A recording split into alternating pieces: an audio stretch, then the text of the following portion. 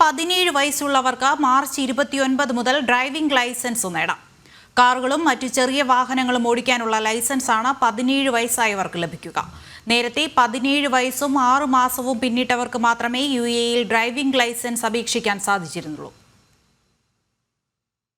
കഴിഞ്ഞ വർഷം ഒക്ടോബറിലാണ് UAE സർക്കാർ ഡ്രൈവിംഗ് ലൈസൻസ് നേടുന്നതിനുള്ള പ്രായപരിധി കുറച്ചത്.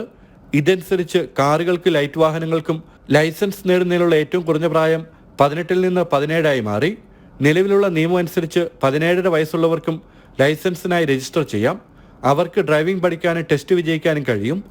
എന്നാൽ അപേക്ഷകന് 18 വയസ്സ് തികയുമ്പോൾ മാത്രമേ ലൈസൻസ് ലഭിക്കുകയുള്ളൂ. ഈ മാസം 29 മുതൽ 17 വയസ്സുള്ളവർക്ക് ലൈസൻസിനായി ഔദ്യോഗികമായി രജിസ്റ്റർ ചെയ്യാമെന്ന് അധികൃതർ അറിയിച്ചു. അതേസമയം ഹെവി വാഹനങ്ങളും ട്രാക്ടറുകളും ഓടിക്കാൻ ആവശ്യമായ ലൈസൻസ് ലഭിക്കാൻ 20 വയസ്സ് പൂർത്തിയായിരിക്കണം.